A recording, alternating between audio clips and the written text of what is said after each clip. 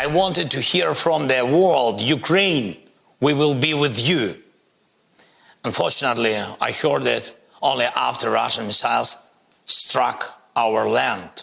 That is why we need to hurry up. We need the speed of our agreements, speed of our delivery to strengthen our speed of decisions to limit Russian potential.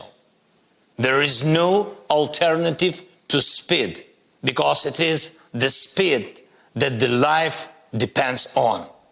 It was Ukrainian President Zelensky who continues to plead at this point with his allies in the West for more and quicker support as his country continues its brutal war against Russia, one Zelensky compared to the story of David and Goliath. In just 1 week, it will be 1 year since the start of this war. And while the fight for freedom continues on the front lines for the Ukrainian people, the country's leaders are looking to the future on how to rebuild their country amid one of the largest humanitarian crises since World War II. According to the United Nations, more than 6 million people have been displaced since the war began. Many of them are women and children.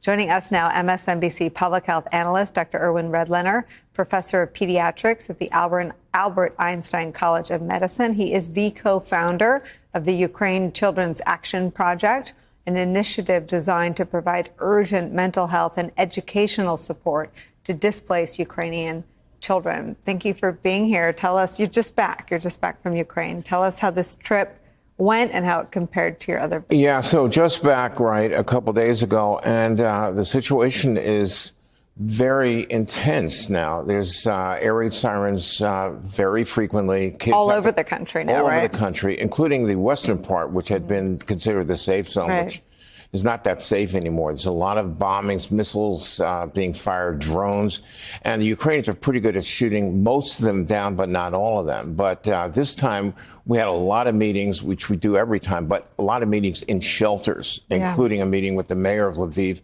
in the basement shelter at City Hall in Lviv. And I'll tell you, the people are amazingly resilient. Zelensky's totally inspiring, but what people don't realize is so are the actual citizens, the people, the families of Ukraine are very resilient, even those that are still remaining in the east. It's pretty extraordinary. And are most kids who are going to school in shelters at this point? No, they'll go to, on the western side, they're going to school in schools, but there's no schools allowed to be open unless they have a actual functional shelter in the school. That fits all the kids. That fits all the kids, and they can continue their lessons. The problem is that the electricity goes out for a long time during the day, and we, along with the American Federation of Teachers, just provided 48 big generators to virtually all of the lower elementary grades in Lviv. On the other hand, Richard Engel the other day reported from the east where there were children going to classes in the basements of bombed out buildings. And, so there's all different situations around the country, but it's brutal. And the psychological stress on kids is as intense as you can imagine.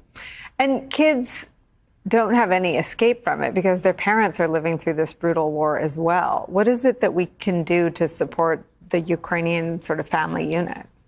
Well, there's a couple of things.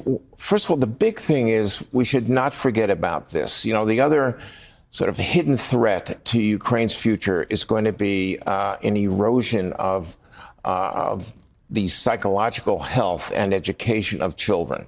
The war obviously is the big priority, and we really have to help the Ukrainians as much as we possibly can.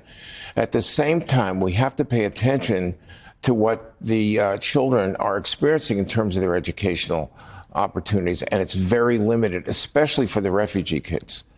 And where are they? Are they mostly in the West now? They're the displaced Ukrainians that have moved to the west of Ukraine and Poland? There's about 2 million children now that have moved with mostly their moms because their dads are off fighting on the fronts. Mm-hmm. But and then there's another 2 million outside the country. Mm-hmm. And a lot of those children outside the country, for example, 2/3 of the refugee kids in Poland are actually not going to school. And they're in limbo, and this has to be really addressed. And what people can do is Don't forget about the domestic and the humanitarian needs of the children and families. And second of all, there's organizations that people can contribute to really help make a dent in these challenges. We try to come back to this regularly, but certainly in the lead up to the 1 year. I can't imagine that before the war started, I remember being on the air before it started, were going about their lives like any one of us. And now they've lived with war for a year. People are as resilient citizens as Zelensky is, and it's pretty inspiring. Thank you so much for coming to see us. Sure. To be continued. If you would like to help the children and families in Ukraine, you might want to make a donation to the Ukraine Children's Action Project. The website is ukrainecap.org. It's up on your screen right now. We'll tweet it out later. Dr. Redlener, thank you for spending time with us. A quick break for us. We'll be right back.